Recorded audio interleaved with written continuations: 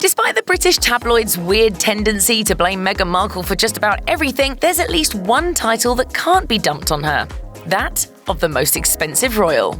Take travel, for example. According to the International Business Times, it was Prince Charles who spent the largest amount of money on travel from 2018 to 2019. Road trip!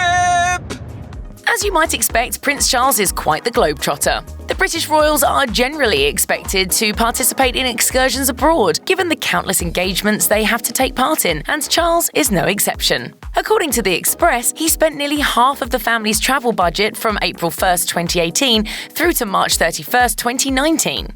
His own personal travel budget reportedly added up to £1.3 million. Joint airfare and rail costs for the heir to the throne and his wife Camilla totaled £1.33 million in that time period. Generally, Charles likes to keep his feet on the ground. When travelling, he apparently prefers to go by train, which reportedly costs about £20,000 per trip. But the train isn't always an option. In 2019, Charles and Camilla became the first royals to visit Cuba for an official trip. To get there, they travelled on a Royal Air Force Voyager military plane, while their staff used regular, scheduled flights for the trip.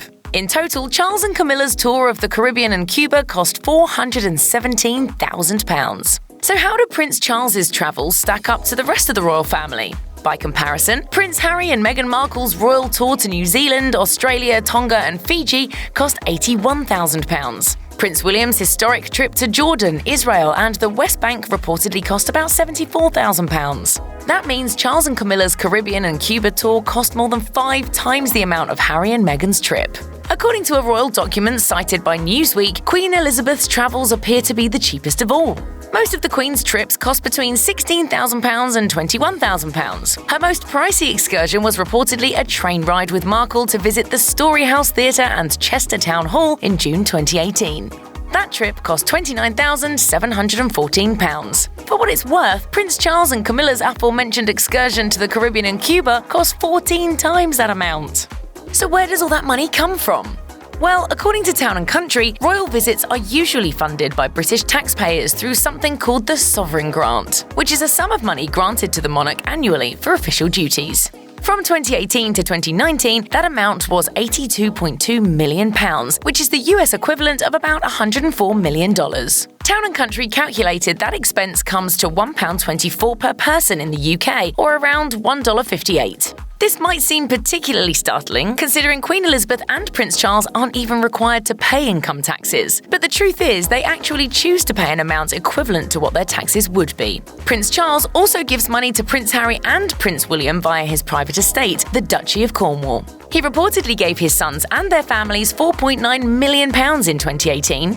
However, now that the Duke and Duchess of Sussex plans to step back from royal duties and work to become financially independent, it's unclear how much financial support Charles will provide in the future. But Charles doesn't just spend money, he makes it too.